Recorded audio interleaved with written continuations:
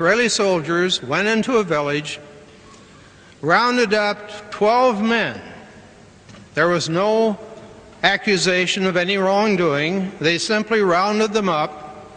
The men came peaceably and sat quietly until all 12 were found.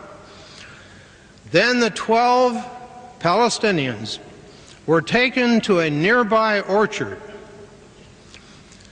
In groups of 3, they separated. By then, they had had their arms shackled behind them.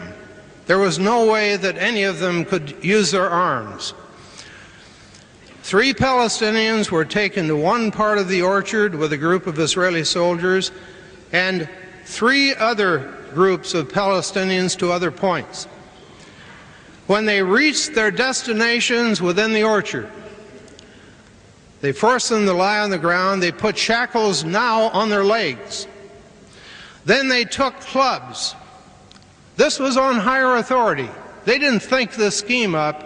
It was in the chain of military command. They took clubs and beat on these poor 12 Palestinians until both arms were broken and both legs were broken, with one exception.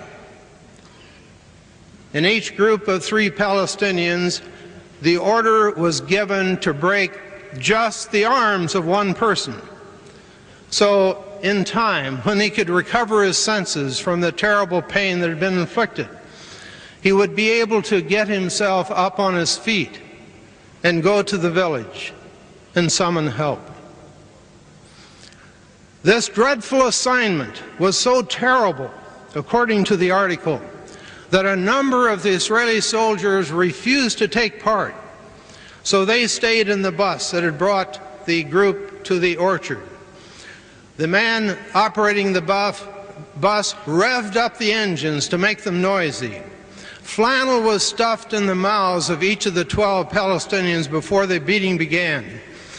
And the news story in this Hebrew language, respected daily in Jerusalem, stated that most of the clubs were broken in the process of inflicting this dreadful injury to these innocent people. And don't think this was just an isolated incident, says the story, because just 2 days earlier, the same unit on the same orders inflicted the same sort of damage in a neighboring village. Let me read from Haaretz's article. Haaretz's article says, "This story is a grim one. In the new Israel, any atrocity is possible." Those are not my words. Those are the words of the reporter that dug up the story. And then the article said, "It should be noted that since the incident, some of the officers involved have been promoted in rank. No one has been brought to trial. As an American, I hang my head in shame that this happened with U.S. aid, with U.S. complicity, because these dreadful policies could never have been carried out without the acquiescence of the U.S. government. But let me ask larger questions. What happens to a government in which such atrocities have become commonplace? Israel will never be the same. The Israel of Ben-Gurion, the Israel of Nahum Goldman, the Israel of those people who dreamed of a Jewish homeland of consideration for all humanity, that Israel is already destroyed. Destroyed is this vision of a Jewish state devoted to respect for all human beings. What happens to the soldiers who sat on the bus while this dreadful punishment was being carried out? What happens to the minds and the attitude and the character of the soldiers that actually went into the orchard to carry out the beatings?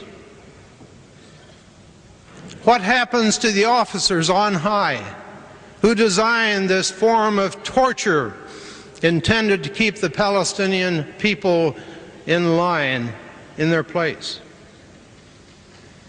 And what happens to the Palestinians? Those who were tortured will never forget that experience, nor will their relatives, nor will their neighbors. As long as they live, this dreadful experience will burn in their existence. But beyond the torture is another ominous face to the new Israel. Israel Shahak spoke of it with great eloquence and feeling during that luncheon meeting to which I referred. Israel Shahak's clarion call today and his warning is against something that is entirely new, something that Adolf Hitler had no way to inflict upon the Jews in Europe. It's slavery with a high-tech twist. Palestinians are now computerized. Each has an ID card that in the hands of Israeli authorities will call up all vital information about him, any charges that might have been made, whether founded or otherwise. The big brother of George Orwell's 1984 has found ultimate expression in Israel 1989. In Israel Shahak's words, Israeli authorities cannot call up total information about each Palestinian, no matter where they are.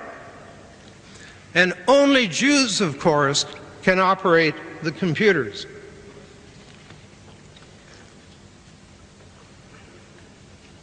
Israel Shahak calls it computerized slavery, the wonders of 20th century. Excuse me. The wonders of 20th century civilization, computerized slavery. Isn't that marvelous? To Israel Shahak, computerized slavery is a dreadful evil, an evil so dreadful that, listen to my words, an evil so dreadful that it justifies civil war. Yes, civil war. Am I expressing inflammatory language here tonight in Cape Town, South Africa? These are not my words. These are the words of Israel Shahak, an Israeli Jew, a survivor of the Holocaust, who describes himself as a law-abiding Israeli citizen. He says Israel's computerized slavery warrants civil war. And he warns also that the next victims of computerized slavery may be the Jews themselves.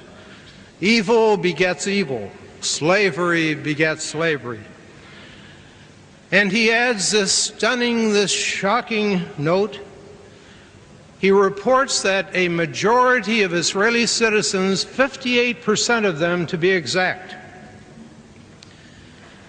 according to a recent public opinion poll, believe that internal disruptive forces within Israel are now so powerful that civil war in Israel is inevitable. 58% of Israeli citizens believe that to be true. And how does Israeli Shahak, that great law-abiding Israeli citizen who grieves for his country, how does he feel about civil war? Here are his words given that day at the luncheon event. I prefer civil war to computerized slavery. What has led Israel Shahak and his countrymen to this forecast of civil war? For part of the answer, let me turn to another scene and another person. At breakfast one January morning, this past January in Cairo, I met by chance a Palestinian Quaker who helps young Palestinians in Gaza who are afflicted with an all-too-common problem, stress. Get a picture of her. She's short, She's dark-skinned,